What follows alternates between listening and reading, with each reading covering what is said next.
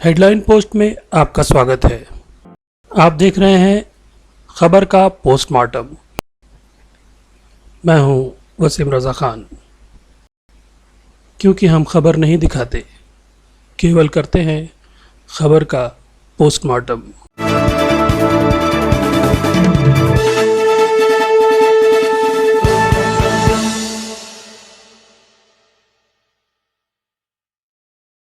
नासिक के डॉक्टर जाकिर हुसैन अस्पताल में ऑक्सीजन टैंक के रिसाव के कारण अपनी जान गंवाने वाले 30 नागरिकों की मौत के जिम्मेदार लोगों के खिलाफ धारा 302 के तहत मामला दर्ज करें, ऐसी मांगे हर कोई कर रहा है।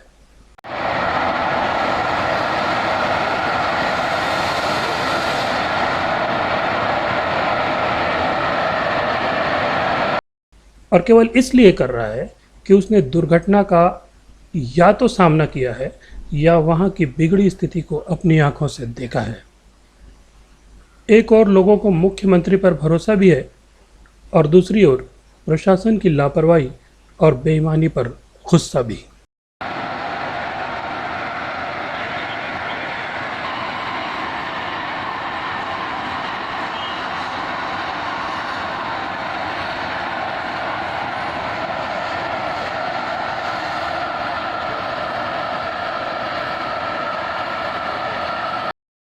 कुछ लोग सरकार को भी दोष दे रहे हैं कि सरकार कोरोना प्रकोप से लोगों को बचाने में विफल रही है, लेकिन दूसरी ओर ये मानने वालों का भी ग्रुप है जो ये समझता है कि इसमें सरकार का दोष नहीं बल्कि महानगरपालिका और अस्पताल प्रशासन की खुली लापरवाही है।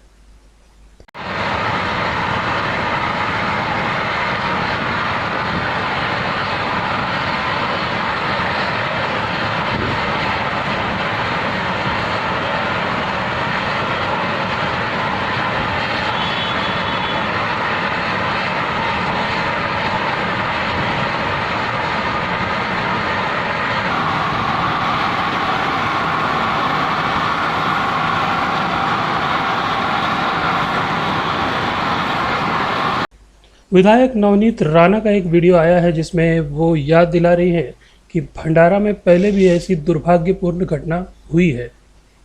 वो कह रही है कि सरकार को नागरिकों की सुरक्षा के लिए काम करना चाहिए और बिना किसी राजनीति के स्वास्थ्य सेवाओं में सुधार करना चाहिए।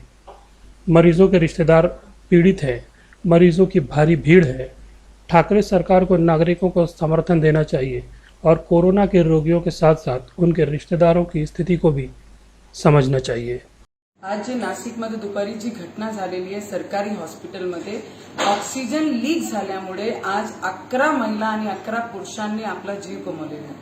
मला एक विनंती करायची आहे मुख्यमंत्री साहेबांना, ज्यांच्या या महाराष्ट्राचे हेल्थ डिपार्टमेंटला घेऊन फेलियर झालेला आहे या पूर्ण महामारीमध्ये, त्यांना एक विनंती करायची की गेल्या काही महिन्याआधी सुद्धा भंडारामध्ये आयसीयू मध्ये चिमुकल्यांचा जीव एक फायरमुळे झाला होता। तेव्हा जर त्या अधिकाऱ्यांवर, ते रिलेटेड डिपार्टमेंटवर जर कडक कारवाई केली असती तर हीच घटना आज नाशिकमध्ये रिपीट झाली नसती आणि त्यांचे इग्नोरन्समुळे आज एवढे लोकांनी आपला जीव गमावलेला आहे। तर मुख्यमंत्री साहेब, आपल्याला एक विनंती करते की जेही लोक या ऑक्सिजनला रिलेटेड होते, अधिकारी या पुरे डिपार्टमेंटमध्ये होते, त्यांच्यावर 302चा गुन्हा दाखल झाला पाहिजे आणि त्यांच्यावर गुन्हा दाखल व्हायचे आधी त्यांना पहिले डिसमिस केला पाहिजे, ज्या कारणांनी ते कुठेही जाऊन काम करू शकत नाही आणि कोणाची जीवाशी खेळण्याचा अधिकार त्यांना भेटला नाही पाहिजे।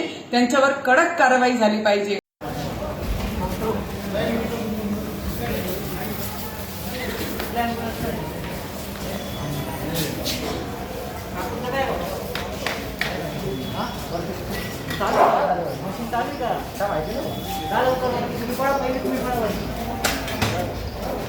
पहिल्या जागाने इकडे ट्रान्सफर आहे ना, दुसऱ्या ठिकाणी पाठवलं। ऑक्सिजन जगा प्रॉब्लेम झाला ऑक्सिजनचा।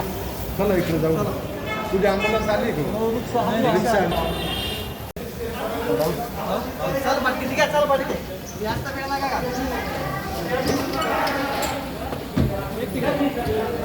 चल करा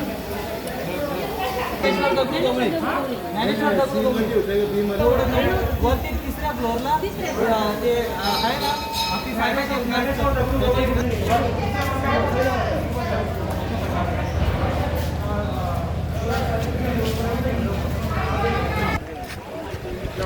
ये मांग भी की जा रही है कि एक उच्च स्तरीय समिति को जाकिर हुसैन अस्पताल में दुर्घटना की जांच के लिए नियुक्त किया जाना चाहिए।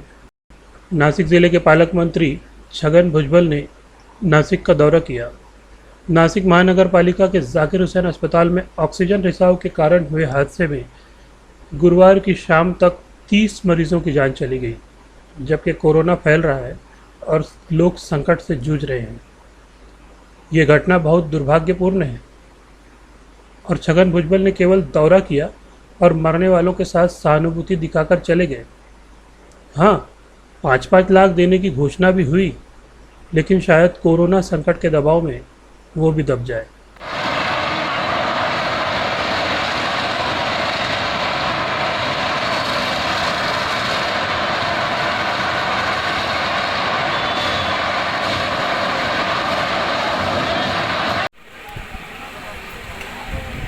आज 12:30 एक मिनिट रोल काय नेमकी आपल्याला कॉल आला होता 12:30च्या दरम्यान मुख्य आरोग्य समूह केंद्र शिंगाला कामामध्ये ऑक्सिजन टँक लिकेज झाल्याबाबत आम्हाला कॉल आलेला होता।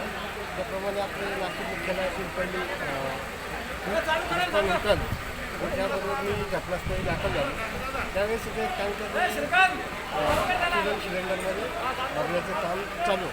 त्याच दरम्यान टँकच्या उजव्या बाजूला एक ठिकाणचा वॉल लिकेज होऊन त्याचं प्रेशर इतक्या प्रमाणात होतं ते हाताने वगैरे बंद करण्याचं साध्य नव्हतं। प्रेशर खूप असल्यामुळं आणि तिथं ऑक्सिजनची मात्रा वाढत असल्यामुळं तिथं जाण्यासाठी थोडासा ट्रबल येत होता।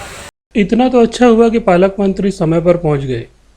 वो नासिक की ओर ही आ रहे थे, वरना देखा यह गया कि पिछले माह एक गैस सिलेंडर हादसे में 7 लोगों की मौत हो गई और पालक मंत्री आज तक वहां नहीं पहुंच सके।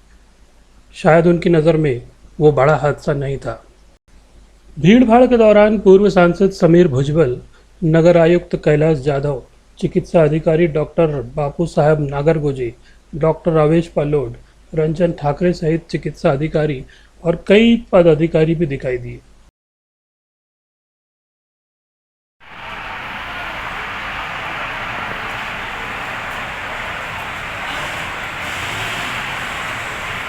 ऑक्सीजन की कमी को दूर करने के लिए पूरे महाराष्ट्र में नए यंत्र स्थापित किए जा रहे हैं ताकि कोरोना के रोगियों को समय पर ऑक्सीजन प्रदान की जा सके।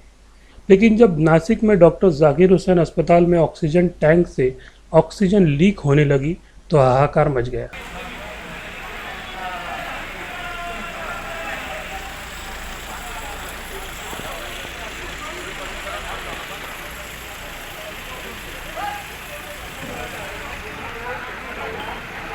महानगर पालिका के डॉक्टर जाकिर हुसैन अस्पताल में ऑक्सीजन की टंकी में भारी रिसाव के कारण ऑक्सीजन खत्म हो गई। नासिक सहित पूरे महाराष्ट्र में मरीजों को कोरोना की वजह से ऑक्सीजन की कमी का सामना करना पड़ रहा है।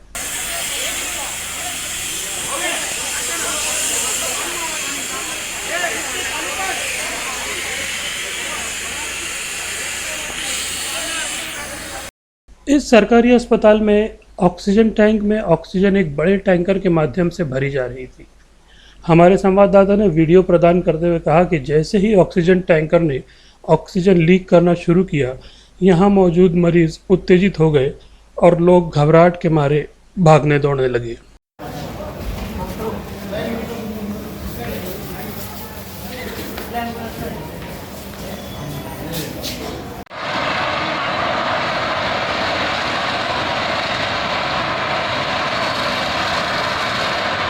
नासिक महानगर पालिका के डॉक्टर जाकिर हुसैन अस्पताल में ऑक्सीजन लीकेज घटना के मृतकों का आंकड़ा बढ़ गया है। देर रात को अलग अलग अस्पताल में उपचार ले रहे 5 मरीजों की भी मौत हो गई। इसके बाद मृतकों का आंकड़ा 45 तक पहुंच गया है। तकनीकी दोष के चलते ऑक्सीजन लीकेज की घटना सामने आई थी, जिसमें 30 मरीजों की दम घुटने से मौत हो गई थी। इस दौरान 2 और मरीजों की मौत हुई, इससे मृतकों का आंकड़ा 30 तक पहुंच गया है। इस बारे में विस्तृत जानकारी के लिए कई बार संबंधित विभाग के अधिकारियों से संपर्क किया गया, लेकिन कोई जवाब नहीं मिला। सूत्रों की माने तो सभी अधिकारी नासिक विभागीय आयुक्त राधाकृष्ण गमे के कक्ष में आयोजित बैठक में शामिल थे।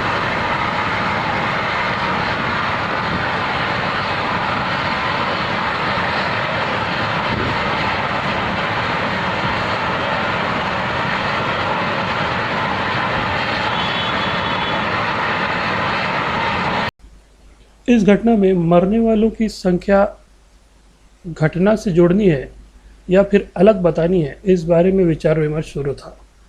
अब तक बैठक में क्या तय हुआ है ये नहीं बताया गया।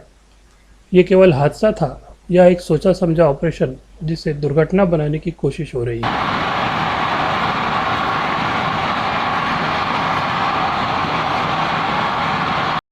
शहर में ऑक्सीजन की कमी का यह हाल है कि एक डॉक्टर ने बताया कि हमारे अस्पताल में ऑक्सीजन खत्म हो गई है। इमरजेंसी मरीजों के लिए ऑक्सीजन हर जगह खोजा गया लेकिन कहीं नहीं मिली। देर रात एक जगह ऑक्सीजन होने की सूचना मिली। आधी रात को 3 बजे वहां पहुंचकर ऑक्सीजन सिलेंडर खुद कंधों पर उठाकर गाड़ी में डाली और मरीज तक पहुंचाया, क्योंकि वो मेरे सामने अपना दम तोड़ रहा था। जब शहर के डॉक्टरों की ये स्थिति है तो सामान्य आदमी क्या कर सकता है।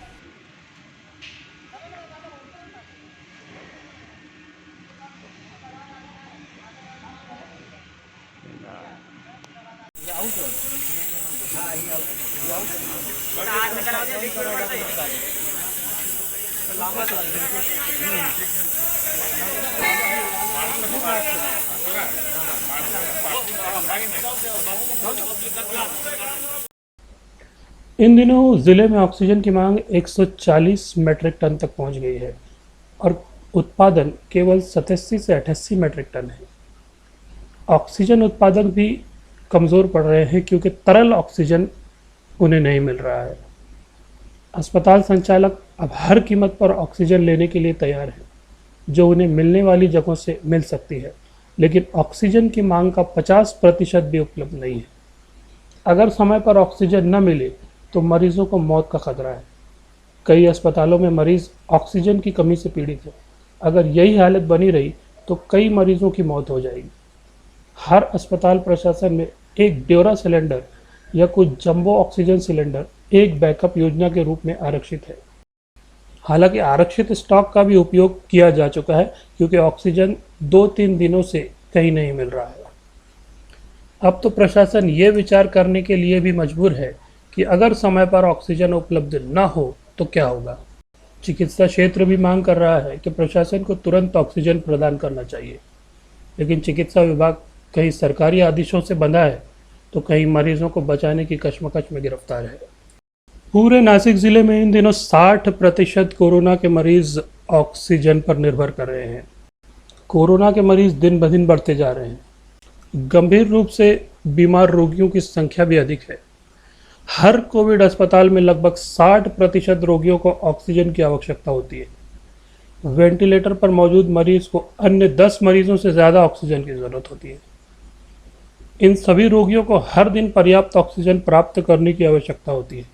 इसके लिए अस्पतालों द्वारा हर संभव प्रयास किया जा रहा है, लेकिन डॉक्टरों का कहना है कि उन्हें इस बात का कोई अंदाज़ा नहीं है कि अगर टैंकर एक दिन में नहीं आता है तो क्या होगा, क्योंकि शहर की ऑक्सीजन सप्लाई तरल ऑक्सीजन पर निर्भर करती है। डॉक्टरों का कहना है कि गंभीर रूप से बीमार रोगियों के रिश्तेदारों के कॉल आते हैं। वो कहते हैं कुछ तो करो, हमारे मरीज को बचाओ। हालांकि इंजेक्शन उपलब्ध नहीं है, बेड खाली नहीं है, कोई ऑक्सीजन नहीं है। हमें रोगियों को बचाना है, लेकिन इन सुविधाओं के बिना हम कुछ भी नहीं कर सकते। इसलिए अब हमारी भी आंखों से आंसू आने लगे हैं।